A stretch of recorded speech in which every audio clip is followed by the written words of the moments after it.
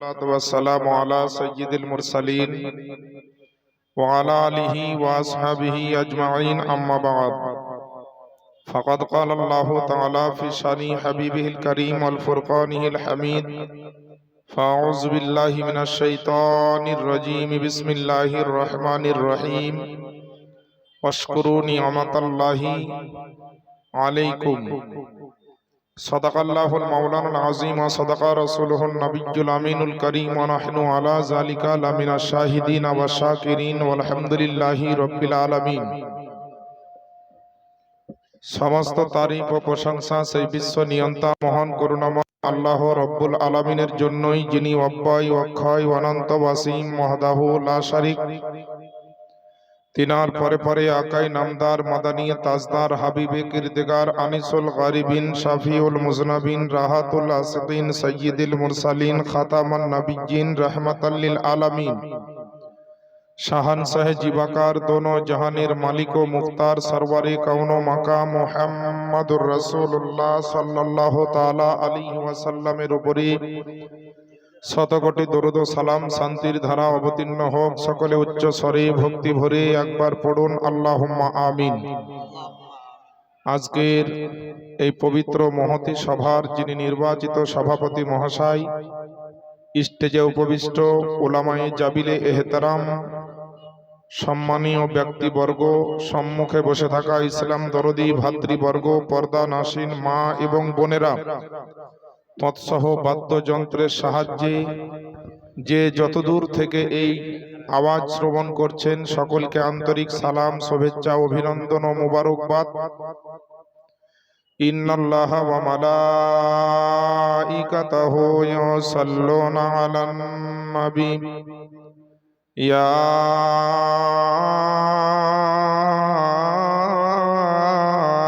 আইয়ুহাল্লাযীনা আমানু সাল্লু আলাইহি ওয়া সাল্লিমু তাসলিমা।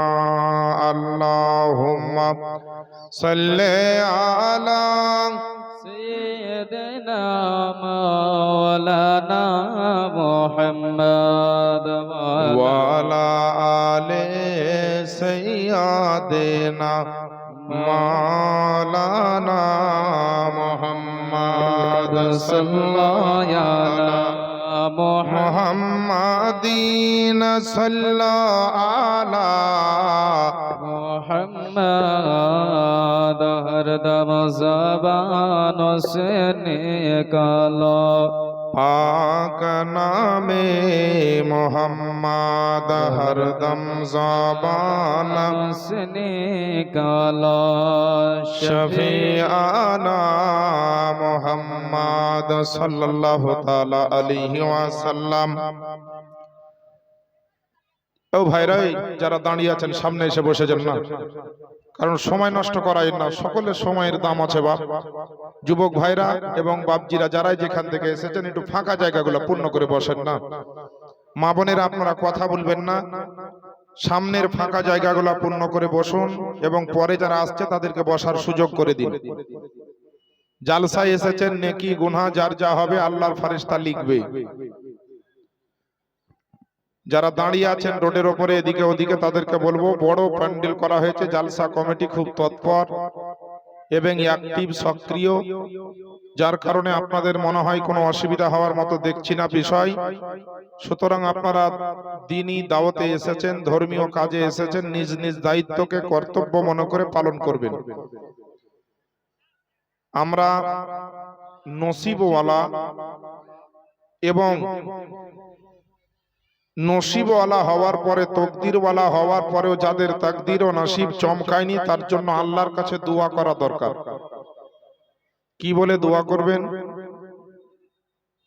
রব্বুল আলামিনের দরবারে তো আল্লাহ পাকের কোন পেয়ারা বান্দা কলম দিয়ে লিখতেছেন যে, খোদা এই ঘুমন্ত তাকদীর জাগিয়ে দাও, ও গো খোদা জাগিয়ে দাও, আর চোখ দিয়েছ তো নবীর মদিনা দেখিয়ে দাও। জোরে বলেন না সুবহানাল্লাহ। সুবহানাল্লাহ।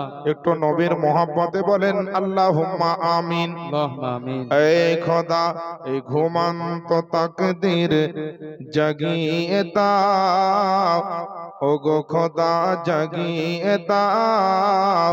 আর চোখ দিয়েছ তো নবীর মদিনা দেখিয়ে দাও, চোখ দিয়েছ তো নবীর মদিনা দেখিয়ে দাও। যে হাতে দুয়া করি ওঠাই আমি কোরআন, ওঠাই আমি কোরআন। যে হাতে দোয়া করি ওঠাই আমি কোরআন,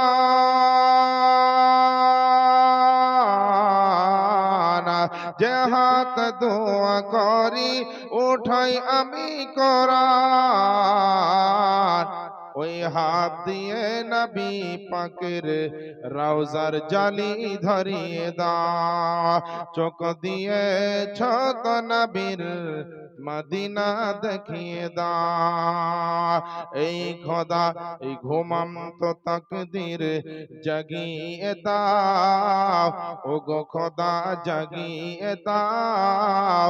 আর চোখ দিয়েছ তো নবীর মদিনা দেখিয়ে দাও। বিরাদর ইসলাম, আপনারা সকলে অবগত আছেন যে গুধিয়া এই জুম্মা মসজিদের উন্নতি কল্পে, আল্লাহর পবিত্র ঘরের উন্নতি কল্পে আজকের এই পবিত্র মহতি জালসা। বিভিন্ন জায়গা থেকে এসেছেন আপনারা, বিভিন্ন পাড়া মহল্লা বা বিভিন্ন গ্রাম থেকে এসেছেন। আজকের এই আশা আর বসাকে যদি আল্লাহ কবুল করে নেন তো আপনাদের জীবনের বেড়া দুই জগতে পার হয়ে যাবে। কিন্তু বাবা 3 বছর আগে লকডাউন ছিল, এখন কিন্তু আর লকডাউন নেই। সুতরাং আপনারা নেকির আশায় নির্দ্বিধায় নির্বাধায় যে আপনারা এখানে এসেছেন, অতএব আপনারা সুবহানাল্লাহ আলহামদুলিল্লাহটা জোরে জোরে বলবেন। মহিলারা মা বোনেরা আস্তে আস্তে বলবেন, বাপজিরা ভাইরা একটু জোরে জোরে বলবেন, যাতে দিলের ময়লাগুলা দূর হয়, নেকির আমলনামায় যেন বেশি হয়, আল্লাহ গুনাহ খাতা মাফ করেন এবং সম্মানের দরজাকে আল্লাহ যেন আপনার উঁচু করেন। নবী পাক সাহেবে দো জাহানকে সাহাবা ইকরাম জিজ্ঞেস করছেন, ইয়া রাসূলুল্লাহ জান্নাতের বাগানটা কেমন হবে নবী গো? আল্লাহ রাসূল বলেন, জান্নাতের বাগান এত সুন্দর হবে যেখানে কোনো জিনিসের কোনো অভাব থাকবে না, আল্লাহর নিয়ামতই নিয়ামত থাকবে। সাহাবাইদের মধ্যে কেউ কেউ চোখের পানি ঝরিয়ে কাঁদছে, যেখানে শুধু আল্লাহর নিয়ামত আর নিয়ামত থাকবে ওই জায়গাটা না কতই না সুন্দর হবে। কিন্তু কবে সেই বাগানে যাব? নবী হচ্ছে ওর নাম যে পাস্ট প্রেজেন্ট ফিউচার, ফেল হাল মুস্তাকবিল, অতীত বর্তমান ভবিষ্যৎ তিনটা কালের সময়ের খবর রাখেন যিনি এবং সংবাদ দিতে পারেন গায়েবের, তিনি হলেন নবী। তো নবী পাক সাহেবে দো জাহান মানুষের মন ভাব দেখে, তাদের অন্তরলয়ের যে কাইফিয়াত, দিলের যে খুশু এবং খুজু, এই সমস্ত দেখে বুঝে আপনার নবী, আমার নবী বলছেন, তোমরা কি দুনিয়ার বুকে জান্নাতের বাগান দেখতে চাও? আল্লাহ রসুলের সাহাবী ঝাঁপিয়ে পড়ে বললেন, ইয়া রাসূলুল্লাহ যদি দুনিয়ার বুকে জান্নাতের বাগান দেখতে পাই তাহলে এতদিন কেন অপেক্ষা করব? তাড়াতাড়ি এখনই বলে দেন কোনখানে পাওয়া যাবে। আমার আপনার দয়ার নবী বলেন, মক্কা মদিনা যেখানেই যাবে, যাওয়ার পরে মসজিদে মাদ্রাসায় যেখানে ধর্মীয় আলোচনা হবে, আল্লাহ আল্লাহ রসুলকে নিয়ে আলোচনা হবে, ওই জায়গায় কিছুক্ষণ বসে যাবে, দেখবে যে ওই জায়গাটায় আল্লাহ পাক তৎক্ষণাতের জন্য একটা জান্নাতের বাগান বানিয়ে দিবে। সুবহানাল্লাহ। হাদিস শরীফের মধ্যে এসেছে বেরাদার, যে আল্লাহ পাকের নবী আপনার আমার নবী যিনি নবী পাক সাহেবে দো জাহান, মক্কার সরদার, মাদানী কে তাজদার, রহমাতুল লিল আলামিন পয়গম্বর, শাহানশাহ জিবাকার, দোনো জাহানের মালিক ও মুখতার, তিনি বলতে আছেন যে আল মিলাদু রিয়াজুল জান্নাত, যে জায়গায় নবীর মিলাদ হয় ওই জায়গাটা হচ্ছে জান্নাতের বাগান। সুবহানাল্লাহ। আমার বাপজিরা ভাইরা, আল্লাহ পাকের বড় মেহেরবানি যে আল্লাহ পাক আপনাকে চায়ের দোকানে আজকে বসাননি, আল্লাহ পাক আপনাকে মুড়ের মাথায় বসাননি, আল্লাহ আপনাকে ক্যারাম বোর্ডে আজকে পৌঁছায়নি, আল্লাহ পাক আপনাকে জুয়ার আড্ডাতে পাঠায়নি, আল্লাহ আপনাকে নর্তকী জেনাখরের কাজে আপনাকে লিপ্ত হওয়াননি। আল্লাহ পাক আপনাকে আমাকে নবীর মহব্বতে আখিরাতের পুঁজি হাসিল করার জন্য রব্বুল আলামিন এমন একটা জায়গাতে ডাক দিয়েছেন, কিন্তু আপনার আমার নসিবটা চমকে দেওয়ার জন্য এই জায়গায় এমন একটা জায়গা, যে জায়গাতে মানুষ আসে তো আসার সময়তে তার আপনার গুনহার বস্তা থাকে, তার সাথে গুনহার বোঝা থাকে, কিন্তু নবীর মহব্বতে যদি আল্লাহ রাসূলের ভালোবাসায় যদি দিলকে নবীর মদিনা বানিয়ে কয়েকটা মিনিট কয়েকটা ঘন্টা কাটিয়ে দিতে পারেন, তো আল্লাহ বলেন সরো, বলে আসার সময় তুমি গুনাহগার ছিলে, কিন্তু আমার হাবিবের সাদকাতে আমি তোমাকে যাওয়ার সময়তে নেককার বানিয়ে দিয়েছি। সুবহানাল্লাহ, সুবহানাল্লাহ। আমি জানি এই গুদিয়া, তকিয়া, সিঙ্গা, পরিবাগ এই এলাকায় প্রচুর জালসা হয় আর প্রচুর বক্তা আছে, বড় বড় ভাইরাল বক্তা আপনারা নিয়ে আসেন, কিন্তু যে খবর বড় বড় ভাইরাল বক্তাতে বলেনি আজকে কিন্তু আমি বলবো। দুটো বিষয় আপনাদেরকে একেবারে অজানা তথ্য আপনাদেরকে দিব। গোটা বিশ্বের মানুষ দেখেছে যে কাবা শরীফের গায়ে যে চাদরটা চাপানো আছে, গেলাপটা চাদরটা চাপানো আছে, এটার রং কেমন? কালো। তো এই কালো রং হওয়ার পিছনে তো কোনো কারণ আছে, এমনি তো কারণ কালো হয়নি। আর আরেকটা আপনাদেরকে স্পেশাল মশলা শোনাবো, সেটা হচ্ছে আদম নবীর জন্য আল্লাহ পাক যে জমিনের বিশিষ্ট স্থান থেকে কিছু মাটি উঠিয়ে নিয়ে গেছিল আদম নবীকে তৈরি করার জন্য। তো আদম নবীকে তৈরি করতে গিয়ে কিছুটা মাটি বা কাদা খামিরা বেঁচে গিয়েছিল। তো আল্লাহ পাক ওই আদম নবীর শরীর তৈরির মাটি থেকে যে মাটির কাদাটা বেঁচে গিয়েছিল, খামিরাটা বেঁচে গিয়েছিল, ওইটা দিয়ে আল্লাহ পাক দুনিয়ার বুকে কি তৈরি করেছেন? দুনিয়াতে আল্লাহ কিছু বানিয়েছেন, সেটা আপনাকে বলবো। আমার বাপজিরা ভাইরা, যে যেখান থেকে এসেছেন বসে যান, আল্লাহ রসুলের মহব্বতে ওয়াজ নসিহত শুনেন, নিরপেক্ষ দৃষ্টিভঙ্গিতে মনোযোগ সহকারে হাদিস ও কোরআনের আলোচনাগুলো শুনবেন। আল্লাহ পাক বলেন কোরআন শরীফের মধ্যে, ওয়াশকুরু নিয়ামাতাল্লাহ, তোমরা আল্লাহ পাকের শুকরিয়া আদায় করো নিয়ামতের জন্য। অপর আয়াতে সূরা আলে ইমরান আয়াত নাম্বার 103 চতুর্থ নাম্বার পারায় রব্বুল আলামিন বলেন ওয়াজকুরু নিয়ামাতাল্লাহি আলাইকুম, এবং তোমরা আল্লাহর নিয়ামতকে স্মরণ রাখো যেটা আল্লাহ পাক তোমাদেরকে বলেছেন। আরো উঠিয়ে দেখুন 30 নাম্বার পারা, সূরাটির নাম সূরা দুহা, তার 11 নাম্বার আয়াতে আল্লাহ পাক বলেন ওয়া আম্মা বিনিয়ামাতি রাব্বিকা ফাহাদ্দিস, এবং আল্লাহ পাকের নিয়ামত প্রাপ্তির জন্য, ওই নিয়ামতের জন্য যে নিয়ামত তোমাদেরকে আল্লাহ দিয়েছেন, ওই নিয়ামতের বেশি বেশি চর্চা করো। বেরাদারনি ইসলাম, আল্লাহ আল্লাহ আমার রব্বুল আলামিন পবিত্র এই মাহফিল সম্পর্কে নবী পাক সাহেবে দো জাহান তিরমিজি শরীফের মধ্যে হাদিসটি বর্ণিত হয়েছে। আল্লাহ পাকের রাসূল পবিত্র জবানে ইরশাদ করেন যে তাদারাসুল ইলমি সাআতাম মিনাল লাইলি খায়রুম মিন ইহইয়া, যে জায়গাতে ইসলাম নিয়ে আলোচনা হয়, যে জায়গায় কোরআন নিয়ে আলোচনা হয়, যে জায়গায় শিক্ষা নিয়ে আলোচনা হয়, ওই জায়গায় কিছুক্ষণ বসে থাকা সারা রাত্রি জাগার চাইতে উত্তম। জোরে বলেন সুবহানাল্লাহ। সুবহানাল্লাহ। আপনারা ভাবছেন যে জালসাতে না এসে যদি মসজিদে তাসবিহ আল্লাহ আল্লাহ করতাম তো মনে হয় বেশি নেকি পেতাম, কি সারা রাত জেগে যদি নফল নামাজ পড়তাম তো মনে হয় বেশি নামাজ আপনার নেকি পেতাম, কি যদি আপনার সুবহানাল্লাহ রাত্রি জেগে সারা রাত কোরআন পড়ে পার করে দিতাম তো মনে হয় বেশি নেকি পেতাম। কিন্তু না মুসলমান, সারা রাত আল্লাহ আল্লাহ করার চাইতে করে যতটা নেকি পাবেন, জিকির আজকার করে যতটা নেকি পাবেন, সারা রাত নফল নামাজ পড়ে যতটা নেকি পাবেন, সারা রাত্রি আপনি সাদকা করে যতটা নেকি পাবেন, সারা রাত্রি আপনি তেলাওয়াতে কোরআন করে যতটা নেকি পাবেন, তার চাইতে বেশি নেকি নবীর মাহফিলে পাবেন, জালসার মাহফিলে পাবেন। কারণ হচ্ছে এটাই, আপনি রাত্রি বেলায় নামাজ পড়লে একার জন্য হচ্ছে, রাত্রিতে তোরাওয়াত করলে পারে একার জন্য হচ্ছে। আর আমার নবী মুস্তাফা বলেন যে জায়গায় হাদিস ও কোরআনের আলোচনা হয়, ওই জায়গায় যতজন বসে একটা সামাতের জন্য বসে গেলে সারা রাত্রি জেগে যা নফল পড়ে তার চাইতে উত্তম হয়ে যায়। সুবহানাল্লাহ। আপনি মনে করেন যে শবে বরাতের রাত্রি খুব বড় মাপের রাত্রি, শবে কদরের রাত্রি খুব বড় মাপের রাত্রি, কিন্তু আমার আল্লাহ বলছেন আমার কাছে, বান্দা তোমাদের কাছে হয়তো শবে কদর বড় রাত হতে পারে, কিন্তু আমি আল্লাহ আমার কাছে নবীর মিলাদের রাত্রি সবচাইতে বড় রাত। সুবহানাল্লাহ। তাহলে চিন্তা করেছেন আজ আমরা কোন জামানায় আছি, কোন জগতে আছি? আপনার আমার নবীর সম্পর্কে আলোচনা শোনাতে হবে। আজ বেরাদার ইসলাম যেখানে জালসায় গেলাম, যদি আপনার উন্নতি কল্পে জালসা হয় তাহলে ধরেন ভিটা পাক দেওয়ার বক্তা ধরেন আলাদা, কিন্তু চাষ করার বক্তা থাকে একটা আলাদা। আজকে আমাকে জমি চাষ করার আপনার কি বলছে আবেদন রাখা হয়েছে, অতএব জমিটা ঠিক করি চাষ দিতে হবে। যদি চাষ দিতে এদিক ওদিক হয় রে বাপ, ফসল ভালো না হয়, তাহলে পরে ট্রাক্টর বালাও গাল খাবে, আর যে সেচন করবে মানে পানি ডিপ দিবে তা সেও গালি খাবে, আর যে ফার্ম থেকে বিচন আনবেন ও বিচন বালাও গাল খেয়ে মরবে।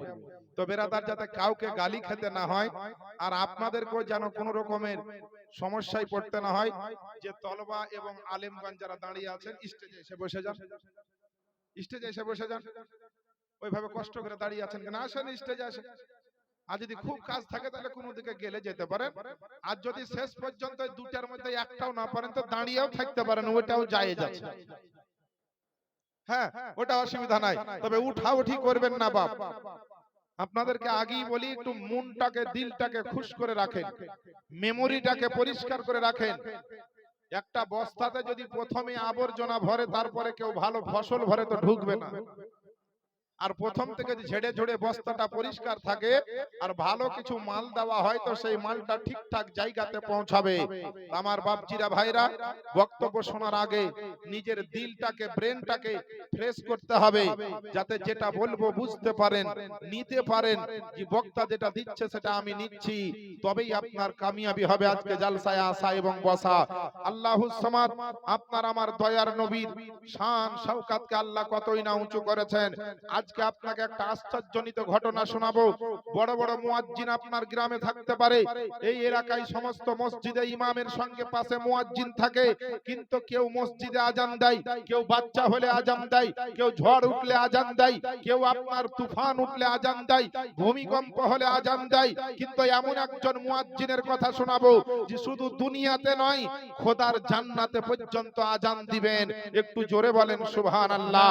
আমার বাপজিরা ভাইরা, আল্লাহ পাকের নবী বিশ্ব নবী আকা নবী মুস্তাফার দরবারে এখনো একজন বিখ্যাত সাহাবী আসার পরে ঝরঝর করে কাঁদতে লাগলো, ইয়া রাসূলুল্লাহ, ইসলামের প্রচার করতে গিয়ে এত ব্যথা পেলাম, ইসলামের আপনার প্রচার করতে গিয়ে এত আঘাত ও যন্ত্রণা পেলাম। আল্লাহর রাসূল বলতে আছেন, কি হয়েছে, কিসের জন্য তোমাকে কে আঘাত করেছে? তো বলা হলো যে আজকে সুবহানাল্লাহ ইসলামের দাওয়াত দিতে গিয়েছিলাম, চুপি চুপি মানুষকে বলছিলাম, আবু জাহেলের দলের লোক জানতে পারার কারণে আমাকে এত মার মেরেছে, 7 দিন ধরে অসুস্থ ছিলাম গো নবী, তবু আমি আজকে যেমন একটু উঠতে পেরেছি, দৌড়তে দৌড়তে এসে আমি আপনার দরবারে হাজির হয়েছি। নবীকে কত ভালোবাসতো। সাহাবীর নাম সলমান ফারসি রাদিয়াল্লাহু তাআলা আনহু। তার একমাত্র ছেলে বড় অসুস্থ হয়ে গিয়েছে। আসার পরে নবীকে বলছেন, হুজুর, আমার ছেলের পেটে এমন পাতলা পায়খানা হয়েছে, কোনো হাকিম ওষুধ দিয়ে থামাতে পারছে না। তাই না? তো হ্যাঁ, বাড়িতে মধু আছে? মধু বলে আছে হুজুর, বলে মধু খাইয়ে দাও।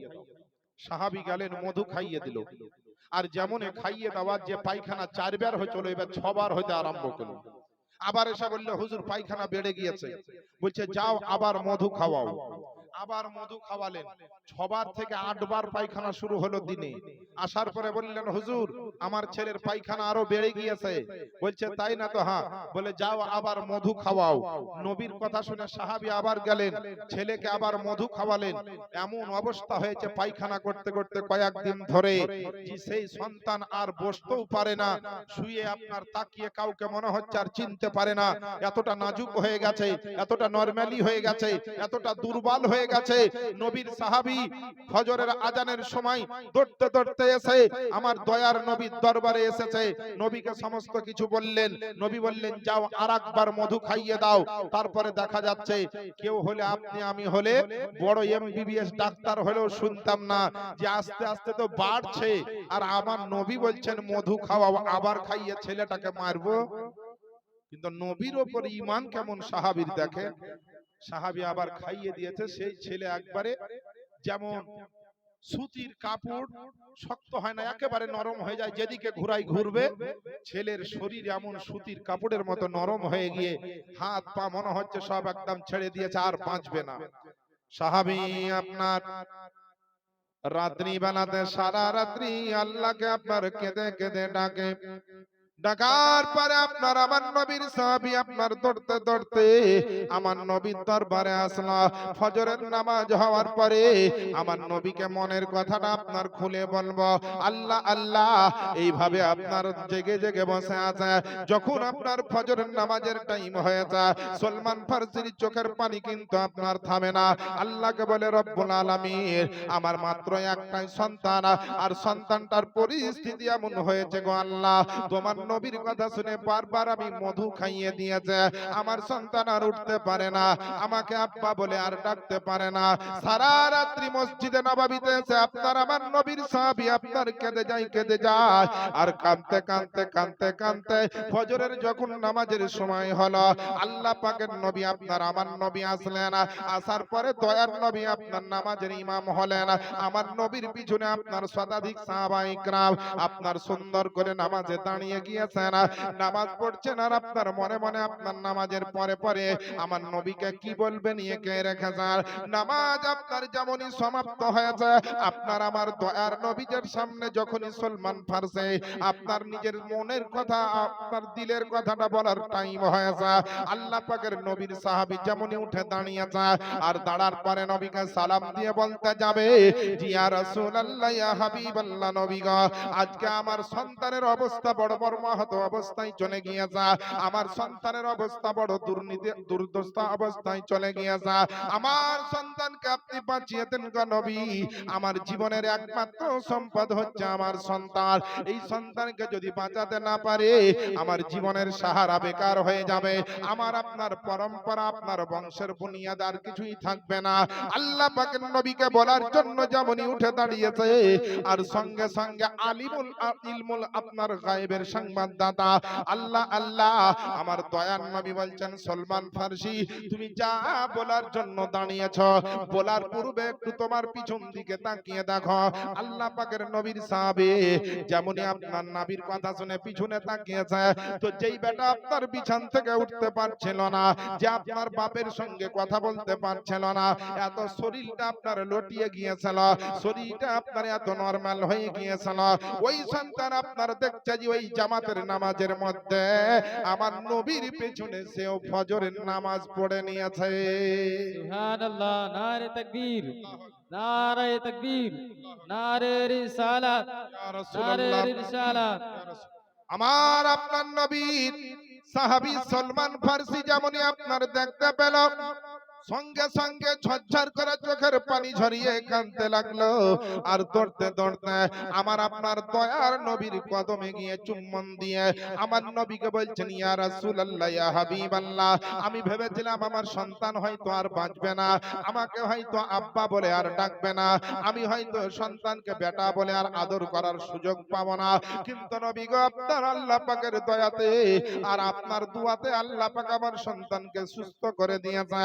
আল্লাহ আল্লাহ আমার নবী হচ্ছে কার নাম দেখেন, যেই নবী দিনের আলোতে রাতের অন্ধকারে, যে নবী আপনার পাহাড় জমিন আসমান থেকে পৃথিবীর জমিনে আপনার যদি নেটওয়ার্কের কোনো প্রবলেম হয়, গুধিয়ার জমিন থেকে আপনি লালবাগের খবর দিতে পারবেন না, আপনার নেটওয়ার্কের প্রবলেম হলে পারে গুধিয়ার ফিল্ড থেকে আপনার বাড়ির খবর আপনি দিতে পারবেন না, পৃথিবীর বুকে আপনার বড় বড় ইন্টারনেট তৈরি হয়েছে, বড় বড় কম্পিউটার তৈরি হয়েছে, বড় বড় আপনার আবিষ্কারক যারা তারা আবিষ্কার করতে আছে, কিন্তু পৃথিবীর জমিনে একটা মনে রাখবেন বাপজিরা ভাইরা, আপনার একটা ইন্টারনেট ভারত থেকে গোটা বিশ্বের খবর দিতে পারে, কিন্তু আল্লাহর কসম করে বলে একটা কবরস্থানে মুর্দার কবরে কি হচ্ছে ইন্টারনেট বলতে পারে না, কিন্তু আমার নবীর কাছে কোন ইন্টারনেট ছিল, ভোডা কোম্পানির ইন্টারনেট ছিল না, আমার নবীর কাছে জিও কোম্পানির ইন্টারনেট ছিল না, আমার নবীর কাছে আপনার এয়ারটেল কোম্পানির আপনার নেট ছিল না, আল্লাহ পাকের কুদরতি দেওয়া ক্ষমতার ইন্টারনেট ছিল, এর জন্য তো নবী আপনার জমিনের খবর দিয়েছে, এর জন্য নবী আসমানের খবর দিয়েছে, এর জন্য নবী পাহাড় পর্বতের খবর দিয়েছে, এর জন্য নবী আপনার কবরের খবর দিয়েছে, এর জন্য নবী কোরআনের খবর দিয়েছে, এর জন্য আদম পয়গম্বর থেকে ঈসা রুহুল্লাহ পর্যন্ত প্রত্যেকটা নবীর খবর দিয়েছে, এর জন্য আপনার আমার দয়ার নবী জান্নাত ও জাহান্নামের খবর দিয়েছে, আমার নবী পুলসিরাতের খবর দিয়েছে, আমার নবী জিন ইনসান ও মানব দানবের খবর দিয়েছে, আমার নবী ভূচাল খুচালের খবর দিয়েছে, আমার নবী কাঁকর পাথরের কথা আপনার বুঝে খবর দিয়েছে, এমনকি আমার নবী সারা জগতের খবর দিয়েছেন, তার সাথে আমার মহান আল্লাহর খবর দিয়েছে। সুবহানাল্লাহ সুবহানাল্লাহ জোরে বলেন না সুবহানাল্লাহ। সুবহানাল্লাহ সুবহানাল্লাহ বলবেন এমন মহব্বতে যেন এই আওয়াজটা নবীর মদিনায় পৌঁছে যায়, কারণ নবীর মদিনা যদি ভায়া না হয় তাহলে পরে ঠিক জায়গায় গাড়ি পৌঁছাবে না। আল্লাহ রাস্তা দিয়েছেন ইহদিনাস সিরাতাল মুস্তাকিম, আর এই রাস্তা দুনিয়ার কামিয়াবি প্ল্যাটফর্মের নাম হচ্ছে নবীর মদিনা। নবীর মদিনায় পৌঁছাবে তাহলে গা সব হবে। সাহাবীরা নবীকে এতটা ভালোবাসতেন, এতটা ভালোবাসতেন, নিজের জানের চাইতে বেশি মোহাব্বত করতেন। আজ আপনাদেরকে বলবো, নবী ইসলামের জন্য কত কষ্ট করে দিনের প্রচার করেছেন, আর নবীকে যারা মোহাব্বত করেছে তারাও নবীর প্রেমে পড়ে জীবনের কত জিনিসকে কুরবানি করেছে। আমরা আজ কি কুরবানি করতে পারলাম বলেন? ফিলিস্তিনের দিকে একটু তাকান, ছেলে আছে মা চলে গেছে, মা আছে ছেলে চলে গেছে, বিবি আছে বাচ্চা নাই, বাচ্চা আছে তো বাপ নাই, দাদু বেঁচে আছে পোতা মরে গিয়েছে। এইভাবে কি মাজলুমি অবস্থা, পরিস্থিতি কি আপনার অবস্থায় আছে, সবকিছু আপনারা দেখছেন ইন্টারনেটের জগতে। কিসের জন্য? নিজে স্বাধীন হওয়ার জন্য, আর আল্লাহর ঘরকে স্বাধীনতা পাইয়ে দেওয়ার জন্য লড়াই চলছে। কোন জমি জায়গার লড়াই নয়। তাহলে ফিলিস্তিনের জমিনে ইসরায়েলের বিরুদ্ধে যদি ইসলামের পতাকা উত্তোলন করার জন্য, খোদার ঘর মসজিদকে বাঁচাবার জন্য যদি হাজার হাজার ফিলিস্তিনি জীবন দিতে পারে, হাজার হাজার মানুষ যদি মা বাপকে কুরবান করতে পারে, হাজার হাজার মা যদি সন্তানকে কুরবান করতে পারে, হাজার হাজার বাপ যদি নিজের বুকের কলেজার টুকরা নয়নের তারা ছোট্ট ছোট্ট সন্তানকে আল্লাহর রাস্তায় কুরবান করে দিতে পারে, ওদেরকে জিজ্ঞেস করো তোমার বেটাকে কুরবান করলে পারে কত লাখ টাকা সরকার দিবে? বলে টাকা দিবে না। বলে বিবিকে কুরবান করলে কত টাকা দিবে? বলে টাকা দিবে না। বলে তোমার ভাইকে কুরবান করলে সরকার কত টাকা দিবে? বলে কোনো টাকা দিবে না। তাহলে কুরবান করতে আছো কেন? তো বলে আমার আকা নবী মুস্তাফা বলেছেন এবং ইমামে হোসাইন বলেছে যে যদি প্রয়োজন হয় তো দিনের জন্য তুমি গর্দন দিয়ে দাও, দিনের জন্য কুরবান করে দাও, কিন্তু কসম খোদার ঈমান কাউকে দিও না। আর ঈমানের বিনিময় যদি করে নাও তাহলে দুনিয়াতেও ধ্বংস হবে, আখিরাতেও ধ্বংস হবে। এর জন্য যারা নবীর গোলাম, নবীর আশিক, নবীর চাহনেওয়ালা, নবীর প্রেম প্রীতি মোহাব্বতের স্বীকারোক্ত হয়েছে, এরা বলতে আছে দিন ইসলামের খাতিরে জান দেনে সে नहीं डरते, अरे गुलामाने मुस्तफा जान देने से नहीं डरते, सर कट जाए या रह जाए कुछ परवाह नहीं करता। नारे तकबीर, नारे रिसालत, उलमाए अहले सुन्नत, उलमाए अहले सुन्नत, नारे तकबीर। আল্লাহু আকবার। বিরাদার, নবী ইসলামের জন্য কি করেছেন চলেন একটু শুনব। আর নবীর প্রেমে পড়ে বড় বড় সাহাবী এবং সাহাবিয়া, বহু সাহাবীর ঘটনা শুনেছেন, কিন্তু সাহাবিয়া কাকে বলে আপনারা কিন্তু জানেন না। বেটা ছেলে যারা নবীর কলমা পড়ে ঈমানের সহিত বেঁচে থেকে ঈমানের সহিত মরে গিয়েছেন তারা হচ্ছে সাহাবী। আর মহিলা যারা ঈমান এনেছে আর ওই ঈমানের সহিত ইন্তেকাল করেছেন নবীকে জিয়ারত করে, তারা হচ্ছেন সাহাবিয়া। মানে পুরুষ লিঙ্গ আর স্ত্রী লিঙ্গ, মেল আর ফিমেল, বুঝতে পারছেন আমার বাপজিরা ভাইরা? বহু সাহাবিয়ার ঘটনা আছে। তো একজন সাহাবিয়ার ঘটনা আপনাদেরকে শোনাবো।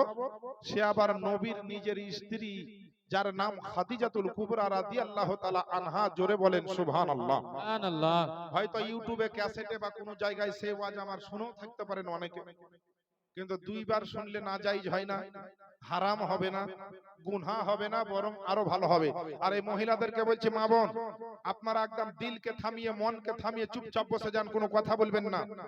আপনাদের জন্যই আমি নবীর বিবি খাদিজা এবং সাহাবিয়ার ওয়াজটা দিচ্ছি। কারণ সময় আমার ওয়াজ করার 3 ঘন্টা নেই, খুব অল্প সময়ে অনেক কিছু কথাবার্তা আজকে আপনাদেরকে বলতে হবে।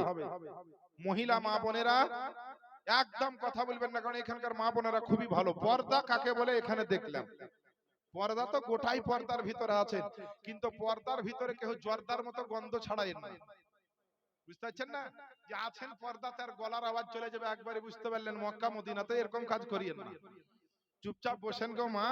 আপনাদের যেমন চেহারা পাতি ঢেকে গোপন থাকতে হয়, তেমন গলার আওয়াজটাও গোপন রাখতে হয়। আর যদি গলার আওয়াজ নাই গোপন করেন, তাহলে পর্দাতে ভিতরে বসে থাকা কোনো লাভ হলো না। বেকার টাকা খরচ করে ওই 14-15 হাজার টাকা কি 20 হাজার টাকা খরচ করে টেলিকাস্ট করাও বেকার হয়ে যাবে। তো টেলিকাস্টে দেখছেন, দেখেন যে ভাইরা আসছেন, বসেন। নবী মা খাদিজাতুল কুবরাকে বিয়ে করেছিলেন, নবীর বিয়ে কে পড়াইলো? আপনার এলাকায় তো মোড়ল সর্দারের কত বিটির বেটার বিয়ে হয়, ইমাম সাহেব পড়ায়, কিন্তু নবীর বিয়ে কে পড়াইলো জানা দরকার আছে না নাই? যে আছে। যদি আমরা নবীকে মানি, নবীকে মহব্বত করি, তো নবীর প্রত্যেকটা জিনিস একটু জানার দরকার আছে বাপ। তাহলে নবীর বিয়ে কে পড়াইলো? আর নবীর দ্বীন ইসলাম তখন প্রচার করা হয়নি। নবী 41 বছর বয়সে ইসলামের প্রচার শুরু করেছেন, নবুয়তের ঘোষণা করেছেন। নবীর বিয়ে হচ্ছে 25 বছর বয়সে। তাহলে নবীর যে বিয়ে হলো, তো কোন ধর্মের খুতবা পড়া হলো জানতে হবে কিনা? তখন তো নবীর শরিয়াত ছিল না, নবী তো তখন নবুয়ত ঘোষণা করেননি। তাহলে নবীর বিয়েতেও তো একটা খুতবা হয়েছিল। তাহলে খুতবাটা কে পড়লো আর কোন ধর্মের খুতবা পড়া হলো? তখন তো 5 ওয়াক্ত নামাজও ছিল না, আর কোনো মৌলভী মুহাদ্দিসও ছিল না। আর নবীর চাইতে বড় কি দুনিয়ার বুকে সেই সময় কি দূরের কথা কিয়ামত পর্যন্ত বড় কেউ আসবে? আসবে না। তাহলে নবীর বিয়ে কে পড়ালো? এই বিষয়টা আপনাদের বলবো। খাদিজার সঙ্গে নবীর বিয়ে হলো। মক্কার বুকে খাদিজাতুল কুবরা রাদিয়াল্লাহু তাআলা আনহা সব চাইতে বড় টাকা পয়সা ধন দৌলতের মালিকা ছিলেন। এত টাকা পয়সা যে হাজার হাজার লোক খাদিজার দরবার থেকে টাকা পয়সা নিয়ে গিয়ে ব্যবসা করে খেত। গরিব মিসকিনেরা পরে খাদিজার দোকানে বাকি ধার যা থাকতো মিটাতো। বিয়ে করা হলো। এবার বড় লোকের ছেলে যারা খাদিজাকে বিয়ে করার জন্য পাগল হয়েছিল, খাদিজা তো দেখতে যেমন তেমন নয়। খাদিজার চেহারা এত রূপবর্তী চেহারা, যেমন দেখতে সুন্দর, তেমন নেচার কালচার আদর্শ নীতি সব দিক থেকে একদম অতুলনীয়। ওই খাদিজার জন্য যারা পাগল হয়েছিল, যখন শুনলো নবীকে বিয়ে করে নিয়েছে মুহাম্মদকে, বড় লোকের ছেলেরা আজে বাজে মন্তব্য করতে লাগলো, খাদিজা বিয়ে করার মতো আর লোক পেলে না, ওই নবীকেই পেলে। ওর বাপ নাই, মা নাই, দাদু নাই, দাদি নাই, বাড়ি নাই, ঘর নাই, জমি নাই, জায়গা নাই, টাকা নাই, পয়সা নাই, কিছু নাই, আর ওই লোকটাকে বিয়ে করলে। এবার যে যাকে ভালোবাসে মহব্বত করে, যদি তার বিরুদ্ধে কেউ কথা বলে তো দুঃখ লাগে। খাদিজা নবীকে এতটা ভালোবেসেছে, যখন গোটা মক্কা মদিনার লোক পাগল হয়ে বলছে খাদিজা তোমাকে চাই, খাদিজা তোমাকে চাই, তখন খাদিজার চেহারা পড়ল নবীর চেহারার উপরে, খাদিজার নজর পড়ল নবীর চেহারার উপরে, আর খাদিজা প্রেমে পাগল হয়ে বলল, এ মক্কা মদিনার ছেলে, তোমরা তো সবাই আমি খাদিজা আমাকে চাও, আর আমি চাই আমার নবী মুস্তাফাকে চাই, নবীকে চাই। খাদিজাতুল কুবরার সঙ্গে বিয়ে হয়েছে, সবাই চাই তাই বলছে। খাদিজা বললেন নবীকে যে হুজুর গো, একদিন কাবা ঘরের সামনে যেতে হবে আমাদের। মক্কার সেই সমস্ত নামি দামি ঘরের ছেলেরাকে ডাক দিল যে তোমরা সোমবারের দিন ওইখানে এসো। সকাল সকাল সবাই গিয়ে সোমবারের দিন গিয়ে হাজির হয়েছে। আর এদিকে খাদিজাও নবীকে নিয়ে গিয়ে হাজির হয়েছে। নবী বলছেন, খাদিজা এতটা লোকজনকে কাবা শরীফের কাছে কেন ডেকে এনেছো, আর আমাকেই বা কেন ডেকেছো, ব্যাপারটা কি? তো মুসলমান, আমার আপনার নবীর বিবি মা খাদিজাতুল কুবরা রাদিয়াল্লাহু তাআলা আনহা আমার আপনার দয়ার নবীকে বলছেন, বলে ইয়া রাসূলুল্লাহ, ইয়া হাবিবাল্লাহ, নবী গো, বলে আজকে আপনাকে কষ্ট দিয়ে ঘর থেকে হাঁটতে হাঁটতে এখানে এনেছে। আল্লাহর নবী গো, যেদিন থেকে আপনাকে বিবাহ করেছে, যেদিন থেকে আপনার কদম তলে আমি একটু জায়গা পেয়েছে, সেদিন থেকে নবী গো আপনার বড় লোকের ছেলে, জমিদারের ছেলেরা আপনার বিভিন্ন রকম কথাবার্তা বলতে আছে। আল্লাহর নবী গো, আপনাকে প্রথম যেদিন মুলকে মুলকে শামের সফরে পাঠায়, আর আপনার মাথার উপরে মেঘের আভাটা যখন ধরতেছিল, সবার গায়ে রৌদ্রের তাপ পড়ছিল, আপনাকে ছায়া দান করা হচ্ছিল। আপনার এই মজেজাটা দেখার পরে আমি আজকে প্রেমে আত্মহারা হয়ে আপনার প্রস্তাব দিয়েছিলাম, আর আমার মহান আল্লাহ প্রস্তাবটা কবুল করেছেন। তাই তো আমি আপনার কদম তলে জায়গা পেয়েছি। এই মক্কার ছেলেরা, তোমরা শুনে নাও, শুনে নাও, আমি খাদিজাতুল কুবরা, আমার নামের চর্চা আপনার শুধু মক্কাতে আছে তাই নয়, মদিনার গলিতে গলিতে খাদিজার নামের চর্চা ছিল। মুলকে শামের বড় বড় মার্কেটে গোডাউনে খাদিজার আপনার চর্চা ছিল। বিরাট বড় আপনার বিজনেসম্যান ছিল। ভারতবর্ষের যেমন অনিল আম্বানিকে ভারত শুধু চিনে তাই নয়, এশিয়া মহাদেশে বিভিন্ন জায়গায় তার নামের আপনার একটা ডাঙ্কা বাজে। এই রকম মক্কার বুকে মা খাদিজার নামটা আরব সাম্রাজ্যের মধ্যে বিভিন্ন বড় বড় টাউন শহরে নামটা ছিল। ওই খাদিজা আওয়াজ দিয়ে বলছে, শোনো রে মক্কা মদিনার মানুষ, যেই নবীকে তোমরা এতিম গরিব বলো, এই নবী তো এতিম গরিব নয়, এই নবীকে ফকির মনে করিও না। যারা নবীকে ফকির বলছো তোমরাই হচ্ছ ফকির, নবীকে যারা এতিম বলছো তোমরাই হচ্ছ এতিম। আমার নবী এতিম নয়, ফকির নয়, বরং সারা দুনিয়ার এতিম ফকিরের জন্য আমার নবী হলেন সাহারা। সুবহানাল্লাহ, সুবহানাল্লাহ। আমার নবী হলেন সাহারা। এ মুসলমান, আল্লাহ পাকের নবীর বিবি মা খাদিজাতুল কুবরা আল্লাহ পাকের নবীর সামনে বলতে আছেন, বলে দুনিয়ার এ মক্কা মদিনার মানুষ শোনো নাও, আমি এই খাদিজাতুল কুবরা, আমার জীবনে যত টাকা পয়সা আছে, আমার জীবনে যত ধন দৌলত আছে, আমার জীবনে যত রকমের সোনা চাঁদি হীরা মানি মুক্তা আছে, আমার জমি জায়গা স্থাবর যা রয়েছে, আমার যতগুলা পার্সোনাল প্রপার্টি রয়েছে, আমার জীবনে যা কিছু আছে, আমি আজকে নবীর মোহাব্বতে আল্লাহর দরবারে হাজিরি দিয়েছি কাবা ঘরে এসে, আর তোমাদেরকে সাক্ষী রেখে বলতে আছি, আমার জীবনের সব কিছু আমি আপনার নবীকে দিয়ে দিলাম। সুবহানাল্লাহ, একটু জোরে বলেন, সুবহানাল্লাহ, একটু নবীর মোহাব্বতে বলেন। সুবহানাল্লাহ। আল্লাহ পাকের নবী যেমনই খাদিজার মুখ থেকে আপনার শুনেছেন রে বাবা, সঙ্গে সঙ্গে খাদিজাকে আপনার নবী বলছেন, খাদিজা তোমার জন্য কিছুই রাখলে না, আমি নবী আমার নামে সব উইল করে দিলে, আমার নামে সব ট্রান্সফার করে দিলে, আমার নামে সবকিছু আপনার দিয়ে দিলে। আল্লাহ আল্লাহ, খাদিজাতুল কুবরার চোখ দিয়ে ঝরঝর করে পানি ঝরলো। ইয়া রাসূলুল্লাহ, ইয়া হাবিবাল্লাহ, নবী গো, ছোট্টবেলাতে আমার বাপ মারা গিয়েছে, ছোট্টবেলাতে আমার মা মরে গিয়েছে, আমার ভাই বেরাদার সেই রকম আপনার আপ্যায়ন করার মতো কেউ নাই। আল্লাহ পাক আমাকে বড় দৌলত দিয়েছেন, কিন্তু দৌলত আমার চাই না, দৌলত আমার চাই না, আমি আল্লাহর কসম করে বলছি আপনার মোহাব্বত চাই। সুবহানাল্লাহ। আমার আপনার নবী বলতে আছেন, খাদিজা তবুও নিজের জন্য একটু রাখতে পারতে, কারণ আমি নবী মুস্তাফা, যেটা তুমি আমার নামে দিয়ে দিয়েছো, এটা আপনার 6 মাস থেকে 1 বছরের মধ্যে আমিও নবী আমার কাছে রাখবো না। আমার ইসলামের মধ্যে যারা এতিম গরিব ফকির আছে, যারা আপনার বেসাহারা আছে, তাদেরকে সব দিয়ে দিব, কিন্তু তোমার জন্য যদি না রাখো কেমন করে কি হয়? আল্লাহ আল্লাহ বলে, ইয়া রাসূলুল্লাহ, দুনিয়ার টাকা পয়সা আমার চাই না, দুনিয়ার ধন দৌলত আমার চাই না, দুনিয়ার আপনার প্রপার্টি আমার চাই না, কারণ হচ্ছে আল্লাহ পাকের এমন একটা নিয়ামত আমি পেয়ে গেছে, আল্লাহ পাকের এমন একটা রহমত আমি পেয়ে গেছে। বলে, গো আল্লাহ পাকের নবী গো, আপনি খবরদার এই কথা বলবেন না, আমি কেন রাখলাম না, কারণ আমি যখন আপনার মতন নবীকে পেয়ে গেছে, আল্লাহর কসম সারা জগতের সমস্ত খাজানা পেয়ে গেছি। সুবহানাল্লাহ। আমার নবীকে খাদিজা বলছেন, ইয়া রাসূলুল্লাহ, টাকা পয়সা ধন দৌলত যার যতই থাক না কেন, নিজের জানের চাইতে মোহাব্বত কেউ বেশি ধন দৌলতকে করে না। জান বাঁচার জন্য জমি বেচে, জীবনকে বাঁচার জন্য আপনার বেঙ্গালোর অপারেশনের জন্য যাওয়ার জন্য গাড়ি বাড়ি বিক্রি করে দেয়। তা থেকে প্রমাণ হয় যে নিজের জীবনের চাইতে মূল্যবান ধন দৌলত কিন্তু নয়। কিন্তু নবী গো, আপনাকে একটা দিলের কথা আপনাকে আজ কাবা ঘরের সামনে বলে দিই, আমি আপনার খাদিজা আমার নিজের জানের চাইতে আপনাকে আপন মনে করি। সুবহানাল্লাহ। তাহলে আমরাকে কি করতে হবে? আমাদের জানের চাইতে নবীকে নিকটে মনে করতে হবে না দূরে মনে করতে হবে? একটু ভাবেন ব্যাপারটা। আপনাকে আমাকে বলতে হবে না, ভাবতে হবে না, আল্লাহর কোরআন উঠান। আল্লাহর পবিত্র কোরআন শরীফের মধ্যে রব্বুল আলামিন আওয়াজ দিয়ে বলছেন, আন-নাবিয়্যু আওলা বিল মুমিনিনা মিন আনফুসিহিম। এবং মুমিনদের জানের চাইতেও নিকটে হলেন আমার নবী মুস্তাফা।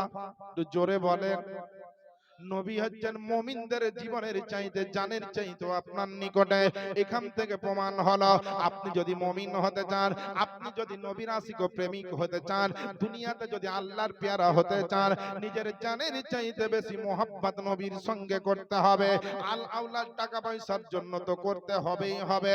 এ মুসলমান, আল্লাহ পাকের নবী সামনে মা খাদিজা চোখের পানি ঝরিয়ে ঝরিয়ে কাঁদতে আসে, আর একজন সাইর আপনার খাদিজার চোখের পানিটাকে কলমের কালি বানিয়ে আর নবীর মোহাব্বতের আপনার একটা খাতা নিয়ে লিখতে আসে যে আল্লাহর নবী, নূরের নবী গো, আপনি নবী আমার জীবনের জীবন। জোরে বলেন না, সুবহানাল্লাহ। একটু নবীর মোহাব্বতে বলে দেন। ইয়া রাসূলুল্লাহ। কিছু প্রবলেম হয়েছে নাকি? হ্যাঁ? আচ্ছা জোরে বলেন সুবহানাল্লাহ। ভাই আপনারা একটু সুবহানাল্লাহ। বসেন না গো, দাঁড়িয়ে থেকে থেকে এলে যাবেন, একটু বসেন। এই সামনে অনেক জায়গা আছে, চলে আসেন বাপ, সামনে চলে আসেন। আশা করি আপনারা এরকম হয়নি কেউ যে পায়খানা ফিরেছেন পানি পাননি আর বসা যাবে না। মা বোনেরা আপনারাকে বারবার বলবো না, এই সামনে দিকে জায়গা ফাঁকা আছে, চলে যান। কানে যদি কারো হেডফোন ভরা আছে বাহি করেন, হয়তো শুনতে পেছে না অনেক মা বোন, এমনও হয়তো বলে। আজকাল তো সাধারণত বিশ্বাস না, যা লক্ষ্মী ভান্ডারের টাকা হেডফোন কিনলেই হলো। কথা বুঝছেন না? একটা হেডফোনের দাম কত এখন মা বোনদের বিশাল পাওয়া। আমার মায়েরা খুব ভালো মাগো, গজলটা ভালো করে বলতে দেন আর একটু মন ভরে শুনেন। আর পাও রুটি থেকে আর হাতের রুটি থেকে আস্তে সুস্তে খান।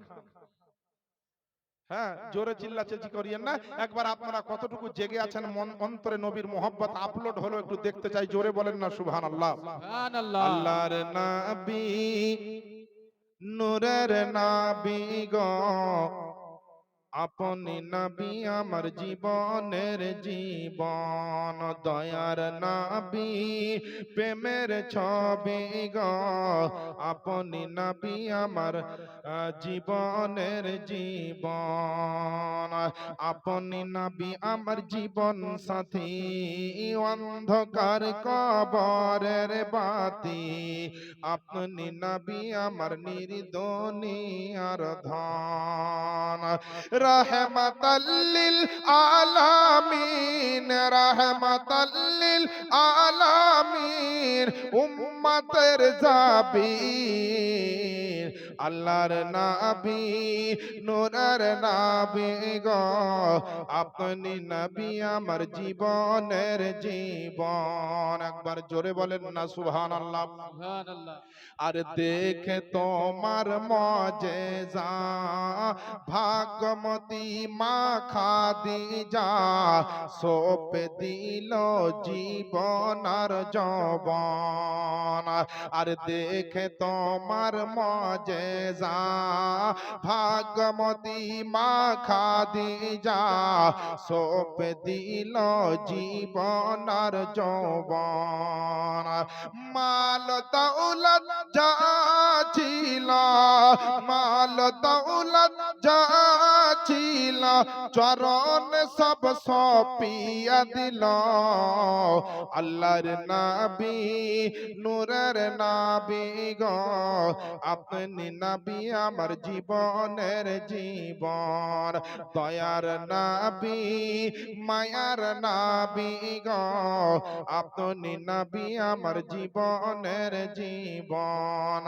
দয়ার নবী, নূরের নবী গো, আপনি নবী আমার জীবনের জীবন। আল্লাহুম্মা সাল্লি আলা সাইয়্যিদিনা মাওলানা মুহাম্মদ ওয়া আলা আলি সাইয়্যিদিনা মাওলানা মুহাম্মদ সাল্লাল্লাহু আলা মুহাম্মাদিন সাল্লাল্লাহু আলা মুহাম্মাদ হরদম জবান সে নিকালো পাক নামে মুহাম্মদ হরদম জবান কালো শফি আনা মুহাম্মদ সাল্লাল্লাহু তাআলা আলাইহি ওয়াসাল্লাম।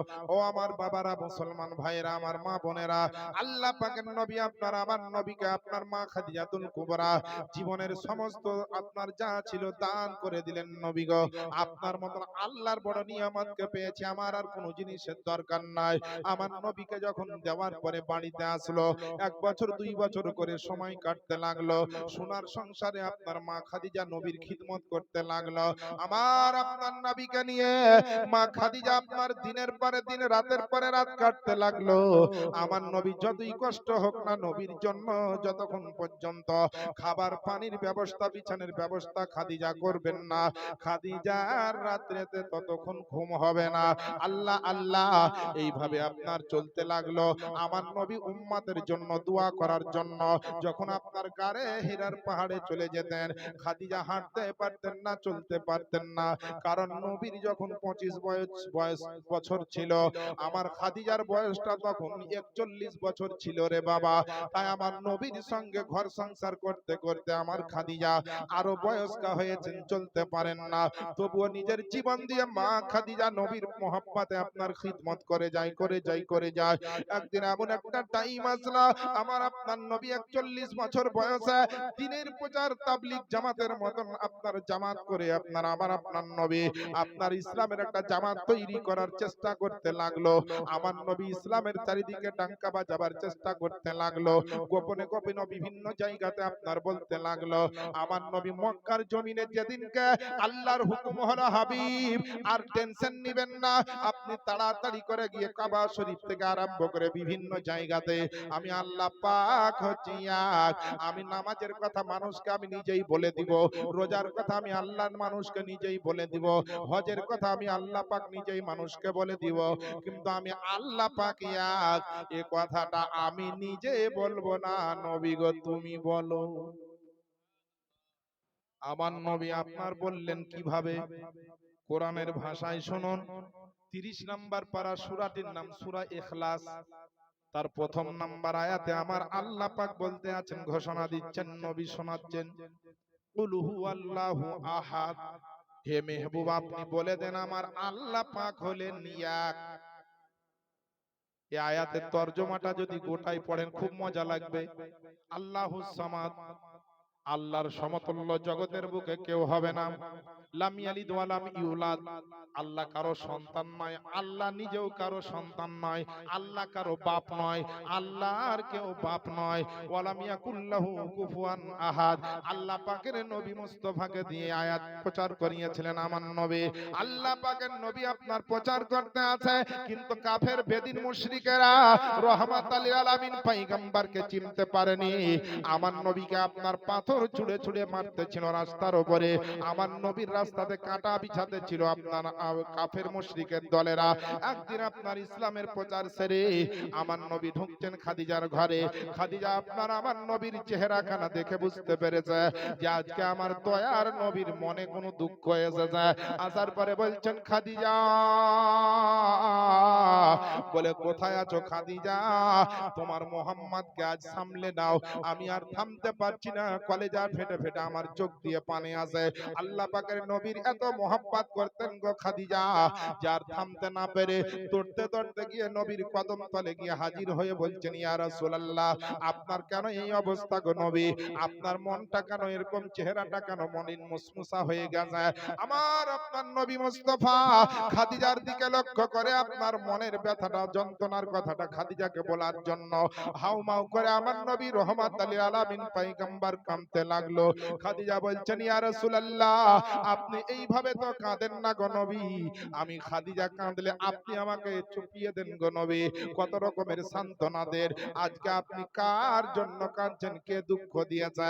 আপনার কি মায়ের কথা স্মরণ হয়েছে, না আব্বার কথা স্মরণ হয়েছে, না কোনো আত্মীয় স্বজনের জন্য কাঁদছেন? আমার দয়ার নবী চোখের পানি মুছতে মুছতে বলে, খাদিজা, আজকে আমি ইসলামের প্রচারে গিয়েছিলাম। মক্কার বুকে অন্ধকারকে দূর করে আলোর জন্য আমি বলতেছিলাম, এক আল্লাহর বাণী প্রচার করতেছিলাম। তবুও তারা বুঝলো না। আমাকে এতিম গরিব ফকির মনে করে, আমার কেউ নেই মনে করে। আমাকে দেখো কিভাবে আক্রমণ করেছে কাফের দলের লোকেরা। আল্লাহ আল্লাহ। খাদিজা আপনার দেখলেন আমার নবীর দিকে। আমার নবীর সাদা রঙের পাঞ্জাবি খানা গায়ে ছিল, পিঠের দিকটা পুরো রক্ততে লাল হয়ে গেছে। সুবহানাল্লাহ বলেন। খাদিজার নজর পড়লো কোথায়? নবী পাকের পবিত্র পৃষ্ঠ মোবারক। আর দেখছে যে পিছনকার পাঞ্জাবি সাদাটা যেন লাল হয়ে গেছে। খাদিজা আওয়াজ দিয়ে বলছেন, ইয়া রাসূলুল্লাহ, আপনি খালি একবার বলেন আপনার এই অবস্থা কে করেছে? আমার বংশের যত চাচাতো ভাই ফুফাতো ভাই আছে সবকে আমি এখনই ডাকবো। যে কুরাইশ বংশের লোক আবু জাহেল উতবা সাইবারা আপনাকে যদি আক্রমণ করেছে কোন মুশরিক বেদিন, তো আপনি একবার বলে দিন। তাদেরকে এখনই ধরে এমন পিটন পিটা হবে, এমন তাদের হাত পা কেটে নেওয়া হবে, বিভিন্ন রকম আপনার এই আপনার আক্রমণের আপনার প্রতিশোধ নেওয়া হবে। আল্লাহ পাকের নবী বলছেন, খাদিজা শোনো, আমি যদি আপনার সাধারণ লোক হতাম তো প্রতিশোধ ওখানেই নিয়ে নিতে পারতাম। আমাকে আল্লাহ পাকের ফেরেশতা বলেছিল, ইয়া রাসূলুল্লাহ, আপনাকে পাথর ছুটছে, আপনি খালি একবার হুকুম দেন, আমি যারা কাফের মুশরিক আছে সবকে হালাক করে দিব। তো আমি রহমাতুল লিল আলামিন পয়গম্বর, কারণ আপনার আমার নবীকে আল্লাহ শুধু নবী করে পাঠাননি, আল্লাহ পাকের নবীকে আল্লাহ শুধু পয়গম্বর করে পাঠাননি। আল্লাহ বলেন সমগ্র জগতের জন্য আমার নবীকে আমি রহমাতুল লিল আলামিন পয়গম্বর বানিয়েছি। জমিনের জন্য নবী রহমত, মানুষের জন্য রহমত, মুসলিমদের জন্য রহমত, কাফেরের জন্য রহমত, সাঁওতালদের জন্য রহমত, হিন্দু ভাইদের জন্য রহমত, বৌদ্ধদের জন্য রহমত, খ্রিস্টানদের জন্য রহমত, যত রকম জাতি আছে পৃথিবীতে সবার জন্য আমার নবী রহমত। আল্লাহর পবিত্র কোরআন তার দলিল দেয়। উঠিয়ে দেখুন 17 নম্বর পারা, আয়াত আপনার সূরাটির নাম সূরা আল আম্বিয়া, আয়াত নাম্বার 107। আল্লাহ পাক ঘোষণা দিলেন, ওয়ামা আরসালনাকা ইল্লা রাহমাতাল লিল আলামিন, এবং নবী গো আমি আপনাকে সমগ্র জগতের জন্য রহমত রূপেই প্রেরণ করেছি। এ বেরাদারনি ইসলাম, আমার নবীর রহমত যতদূর আল্লাহর সৃষ্টি জগৎ রয়েছে সমস্ত জায়গাতে আমার নবীর রহমত ছড়িয়ে রয়েছে। এর জন্য তো কোন শাইর বলছেন, রহমত রাসূলে পাক কি হর সাই पर आम है, रहमत रसूल पाक की हर साई पर आम है, हर गुल में हर शजर में मोहम्मद का नाम है। সুবহানাল্লাহ সুবহানাল্লাহ। আমার নবীর নাম গোটা জগতে আছে। হাইকোর্টের নাম শুনেছেন? কলকাতা হাইকোর্ট, দিল্লির সুপ্রিম কোর্ট, কারো ধরনের একটা বিচার বা একটা কোন আপনার ব্যাপার ওই হাইকোর্ট বা সুপ্রিম কোর্টে গেল, সব বিচার আচার সব লেখালেখি সব কমপ্লিট ফাইসালা। কিন্তু হাইকোর্টের যে জজ, হাইকোর্টের যে মেন একদম সুপ্রিম আদালতের সুপ্রিম আপনার হেড অফ দা ডিপার্টমেন্ট, ওই ব্যক্তি যদি হাইকোর্টের বা সুপ্রিম কোর্টের পেপারে সুপ্রিম কোর্ট হাইকোর্টের স্ট্যাম্পটা মারে আর সহি করে, তবেই এই কাগজটার দাম থাকবে। না হলে যত লাখ টাকা খরচ করে কেস লড়াইতে যদি স্ট্যাম্প আর সিল সহি না থাকে, ও পেপারসের কোনো দাম নাই। তো জগতের বুকে আল্লাহ যত কিছু তৈরি করেছেন সব জায়গাতে মুহাম্মদ সাল্লাল্লাহু আলাইহি সাল্লামের স্ট্যাম্প মারা আছে। আল্লাহ বলেন, জগতে যে জায়গায় নবীর স্ট্যাম্প পড়েছে ওটাই হচ্ছে আমার সৃষ্টি জগৎ। আর নবীর স্ট্যাম্প যদি না ফেলতাম ওটা তৈরি করতাম না। সমস্ত পাক পবিত্র জায়গাতে আমার নবীর নাম আছে, নবীর নামের স্ট্যাম্প আছে। আর যদি না থাকতো সে জায়গাটা আল্লাহ তৈরি করতেন। আমার বাপজিরা ভাইরা, খাদিজাতুল কুবরা ওয়াজহর নয়নে নবীকে দেখে এই অবস্থা দেখে কাঁদতে লাগলেন। আল্লাহু সুবহান। নবী বলছেন, খাদিজা আমি মারতে পারবো না, প্রতিশোধ নিতে পারবো না, আমি দোয়া করতে পারবো। খাদিজা বলে নবী গো একটু দাঁড়িয়ে যান, একটু দাঁড়িয়ে যান গো নবী, আমি আপনার জন্য এখনই একটা অ্যান্টিসেপটিক মহলমের ব্যবস্থা করি। তখন বড় বড় physical medicine doctor, MBBS, surgeon, এসব কিছুই ছিল না। হসপিটাল, নার্সিং হোম নার্স আপনার কিছুই ছিল না। খাদিজাতুল কুবরা নিমের পাতা দিয়ে আপনার সুন্দর করে পানি যেন গরম করে নিয়ে আর জাইতুনের তেল নিয়ে আসলো, আর খেজুর গাছের শুকনো পাতাকে আপনার পুড়িয়ে নিল, আর পোড়ার পরে তার ছাইটাকে আপনার জাইতুনের তেল দিয়ে মহলম বানালো। আর মলম বানার পরে আল্লাহ পাকের নবীর পিঠটা গরম পানি দিয়ে মুছিয়ে দেয়। আমার নবীর সামনে খাদিজা এত কান্না করে, খাদিজা আপনার নবীর পিঠ মুবারক দেখে থামতে পারে না, বলছে ইয়া রাসূলুল্লাহ, যখন আপনাকে পাথর ছুঁড়ে মারছিল গো নবী, একবার যদি আমি খবরটা পেতাম, আমি আপনার খাদিজা আপনার পিঠের উপরে একটা আপনার পাথরের টুকরা ফেলতে দিতাম না। আমি খাদিজা আমার নিজের পিঠটা লাগিয়ে দিতাম, একটা আপনার উপরে কোন রকম আপনার আঘাত আনতে দিতাম না। আমার খাদিজাতুল কুবরা এত কান্না করে নবীর মোহাব্বতে। খাদিজা বলছেন, ইয়ে আমার খাদিজা, হে আমার রাসূল গো, ওগো আমার পয়গম্বর, ওগো আমার নবী, আপনি এত আপনার কষ্ট পেয়েছেন, খবর পেলাম না। খাদিজাকে আপনার আমার দয়ার নবী বলছেন, খাদিজা তুমি এতটা চোখের পানি কিসের জন্য ঝরাও? ইয়া রাসূলুল্লাহ, আপনি যেমন শরীর থেকে ইসলামের মোহাব্বতে রক্ত ঝরিয়ে দিয়েছেন, আমিও আপনার খাদিজাকে দু ফোঁটা চোখের পানি ঝরাতে পারি না। এ মুসলমান আব্বা জানেরা, আম্মা জানেরা, নবীর মোহাব্বত যার অন্তরে থাকবে, কিয়ামতকে যার শরম থাকবে, আত্মীয় স্বজন যারা মারা গিয়েছে তাদেরকে যাদের শরম থাকবে, পৃথিবীর জমিন থেকে একদিন চলে যেতে হবে কথা যাদের শরম থাকবে, কাল হাসরের ময়দানে নবীর সামনে দাঁড়াতে হবে, আল্লাহর দরবারে বিচার হবে, আপনার মৃত্যু আসবে, কবরে যেতে হবে, জানাজা হবে, আপনার নসিব ভালো হলে জানাজা হবে, নচেত হবে না। এই সমস্ত দিক যাদের লক্ষ্য থাকবে, মনে রাখবেন জালসাতে আসার পরে হয়তো বিরিয়ানি পাবেন না, হয়তো আপনি পোলাও খেতে পাবেন না, হয়তো আপনাকে 5,000 করে টাকা দেওয়া হবে না, কিন্তু একটা কথা মাথার মধ্যে রাখবেন, যদি পৃথিবীর জমিনে আজকে গুধিয়ার জমিনে আপনারা একটু নবীর মোহাব্বতে এক ফোঁটা চোখের পানি ঝরিয়ে দিতে পারেন, আমার আল্লাহ পাক বলতে আছেন, শোনো রে শোনো, আমি হচ্ছি গফুরুর রহিম, আল্লাহ পাক হচ্ছেন ক্ষমাশীল। আপনার এক ফোঁটা চোখের পানিতে হয়তো জীবনের উহুদ পাহাড়ের মতো গুনার পাহাড়কে আল্লাহ ধুয়ে ধুয়ে আপনার পরিষ্কার করে দিতে পারেন। একবার চিৎকার দিয়ে জোরে বলেন সুবহানাল্লাহ। সুবহানাল্লাহ। আমার আল্লাহ তাআলা ওই নবীকে এর জন্য পাঠিয়েছে যেন নবীর মোহাব্বত যে যত কাছে আপনার করবে, যে যত এগিয়ে নবীর মোহাব্বতে আসবে, সে আমার আল্লাহ পাকের তত জান্নাতের নিকটবর্তী হবে। নবীকে ভালোবেসে কাছে আসা মানে আল্লাহর জান্নাতের কাছে আসা। কারণ কথা হচ্ছে এটাই যে আল্লাহ পাক সমগ্র জগতের জন্য রব্বুল আলামিন, আর আমার নবীকে বানিয়েছেন রহমাতাল লিল আলামিন।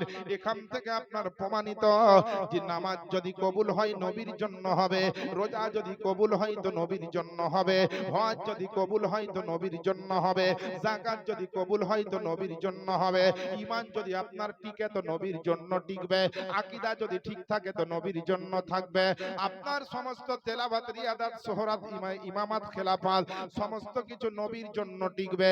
যারা আপনার নবী নাই তার জগতে কিছুই নাই। এ মুসলমান, আজকে আমরা জালসার মঞ্চে এসে আমরা এত বড় দুঃখ লাগে, আপনার একটা ছোট্ট প্যান্ডেল ভর্তি হওয়া যায় না।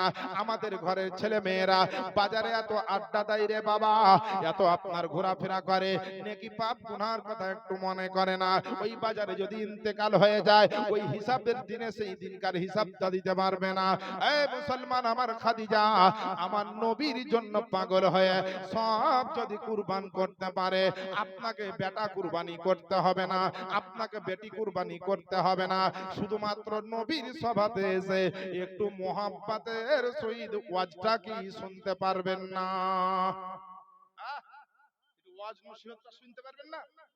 আর আবু বকর সিদ্দিক রাদিয়াল্লাহু তাআলা আনহু আমার নবীর মোহাব্বতে পর পর কিতাবে লিখছে, কেউ 40, কেউ বলছে 46, কেউ 42, যে যেমন যার তাহকিক, নবীর মোহাব্বতে 40টি রাত্রি আবু বকর নিজের বাড়ির দরজায় দাঁড়িয়ে দাঁড়িয়ে কাটিয়ে দিয়েছে। কেন? আমার নবী বলেছেন মক্কা থেকে মদিনা যাব হিজরত করে, নবী যদি আজকে রাতে চলে আসেন আর আমি আবু বাক্কার যদি ঘুমিয়ে থাকি তখন তার হেলো সিংহাড়ার ভিতরে আলু কি করে গেল বুঝছেন না? এখন যেমন আপনার বুঝতে পারছেন সিংহাড়া খান, কিন্তু সিংহাড়ার ভিতরে আলু কেমন করে থাকে বাচ্চা ছেলেরা জানে, আমরা বড় মানুষ দেখি বানাতে তাই জানি। কিন্তু বাবা তখনকার মতন এখনকার মতন তার হেলো ছিল না, যে এখান থেকে বের হলাম হ্যালো করলাম। যেমন আমি বাড়ি থেকে বের হলাম, এই এলাকার একদম সমাজসেবী লোক আমার দাস্তান আলী ভাই, এখানে আরো অনেক আছে, সবারই নাম করছেন, একটা লোকেরই করলাম। তো ওই ভাইকে ফোন করলাম, ভাই বের হইলাম, তাহলে দেখেন এই হ্যালো ছিল বলে অনেক কিছু এলো। কিন্তু নবীর যুগে তো হ্যালো নাই যে আবু বাক্কারকে বলবে আবু বাক্কার বের হচ্ছি বের হও। আবু বাক্কার নবীর মোহাম্মদ রাতের ঘুম হারাম।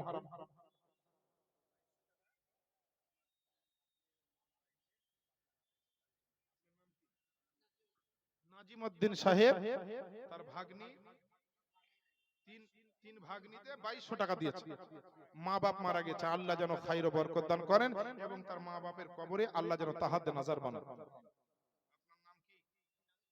ও নাজিমউদ্দিন সাহেব, আচ্ছা সরি, নাজিমউদ্দিন সাহেব 1000 টাকা দিয়েছেন। বাবা টাকা না চাইতে দিচ্ছেন গো, কারণ এটা জানে যে জিয়াউল মোস্তফার বাড়ির জন্য দিচ্ছে না, জিয়াউল মোস্তফার ঘরের জন্য দিচ্ছে না, এটা দিচ্ছে আল্লাহর ঘরের জন্য। আপনারা তাকিয়ে আছেন হয়তো টাকা চাহাবে কখন মৌলবি আর চল পালাবো। পালাপালির কোনো ব্যাপার না, আপনারা পালিয়ে গেলেও আমার কোনো অসুবিধা নাই, থাকলেও অসুবিধা নাই। বরং এই 3-4টা যে মশলা বলেছি বলবো, মশলাগুলো শুনে যাবেন, টাকা দেন আর না দেন কোনো অসুবিধা নেই, কোনো অসুবিধা নেই, বসেন। তবে একটা কথা কি বলবো জানেন, এক একটা মানুষ দেখেন কালো হলেও তার চেহারাতে নবীর নূর চমকায়, দেখিয়েন ভালো করে। আবার অনেক লোক দেখবেন খুবই ফর্সা, কিন্তু আর চেহারার ভিতরে কোনো শালীনতা মলিনতা নাই।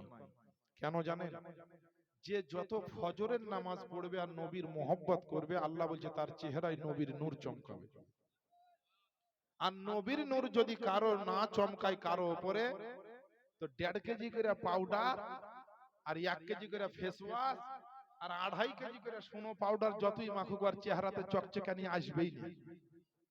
নবীর মোহাব্বত যদি থাকে আর ফজরের নামাজ যদি তোমার ঠিক থাকে, তো চেহারা দেখবে তোমার উজ্জ্বল হয়ে যাবে।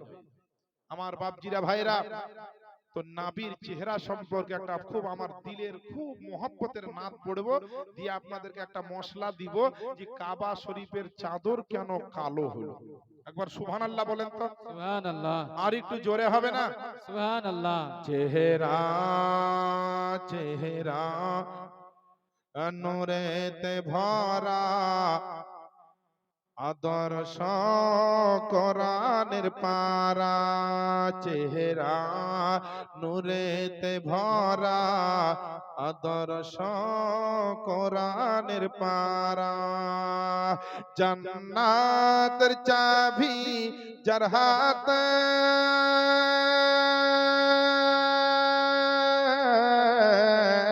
জান্নাতের চাবি যার হাতে, জান্নাতের চাবি যার হাতে, তিনি উম্মতের সাহারা, চেহারা নূরেতে ভরা, আদর্শ কোরআনের পারা।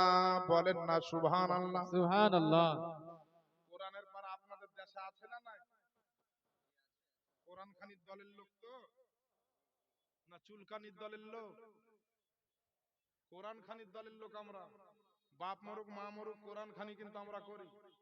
আর কেউ আপনার বিরিয়ানি করে, কেউ আপনার পোলাও করে, কেউ বিরিয়ানি খায়, কেউ কোরআন খানি করে, আর কেউ চুলকানি উঠে, বুঝতে পারলেন? মজিবুর সাহেব আপনি না অন্য কেউ?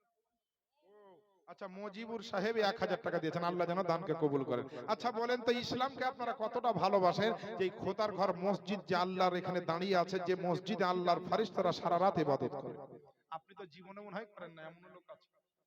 মৌলভী সাহেব বেতন লাগবে দিয়ে দিব, মৌলভীর পালি লাগবে দিয়ে দিব, বছরে ফেতরা জাকাত ওষুধ যা লাগবে দিয়ে দিব, মৌলভী রেখেছি আজান দিবে, মুয়াজ্জিন মৌলভী নামাজ পড়াবে, বছরে যতদিন পালি লাগবে দিয়ে দিব, কিন্তু মৌলভী সাহেব সব পারবো, নামাজ পড়তে পারবো না। এরকম লোক কিছু আছে না? নাই আছে। তো বাবারে, দেখা গেল এই রকম লোকগুলাকে আমরা অবহেলা করি, যে বেটা তো নামাজ পড়ে না, ই বেচারি তো নামাজ পড়ে না, খালি বেতন দেয় আর পালি দেয়, ই পাকা জাহান্নামী অনেকে ভাবে। কিন্তু খবরদার না, ওকে জাহান্নামী ভাববেন না। নামাজ না পড়লে, নামাজ না পড়লে ও গুনাহগার, অবশ্যই ও গুনাহে কাবীরা আর মুরতাকিব হবে। অর্থাৎ গুনাহে কাবিরার অন্তর্ভুক্ত হলো সে, কিন্তু কাফের হয়ে যায়নি, মুশরিক হয়ে যায়নি, তাই জাহান্নামী বলতে হবে। কারণ এমন হতে পারে যে সারা জীবন নামাজের পরেও কাউকে জাহান্নামে যেতে হবে, আর কেউ সারা জীবন নামাজ পড়েনি, হয়তো বুঝতে পারেনি, আল্লাহর হেদায়াত হয়নি, কিন্তু মরার 1 মিনিট আগে হয়তো এমন একটা কাজ করে দিয়েছে, এমন একটা আমল করে দিয়েছে, এমন একটা মোহাব্বত করে দিয়েছে, এমন একটা আপনার আল্লাহর দরবারে পিয়ারা কাজ করে দিয়েছে যে কাল কিয়ামতে যাদের জান্নাতি লাইনে আগে থাকার কথা ছিল, তার চাইতো দেখবেন ওই বান্দাকে হয়তো আল্লাহ আগে দাঁড় করিয়ে দিয়েছে। এটা সুবহানাল্লাহ। হতেই পারে, হতেই পারে। কারণ আল্লাহ কি করবেন আল্লাহ ভালো জানেন। এটা তো পঞ্চায়েতের ব্যাপার না যে প্রধান জানবে আর মেম্বার সাহেবরা জানবে। এটা হচ্ছে আল্লাহর ব্যাপার, আল্লাহর ইচ্ছা, আল্লাহর মহিমা, আল্লাহর কুদরতি ইশারা। আমার বাপজিরা ভাইরা, আমি জানি আপনারা এই মসজিদকেও ভালোবাসেন, জালসাকেও ভালোবাসেন। নিজের মা বাপ যারা ইন্তেকাল করেছে তাদের জন্য কলেজা ফেটে যায়, কান্নায় আসে যখন বাপ মায়ের কথা মনে পড়ে। শীতের বিছানায় মা কি করে পেচ্ছাপ ফিরাতেন, ভিজা জায়গায় নিজে শুয়ে বাচ্চাকে শোয়াতেন।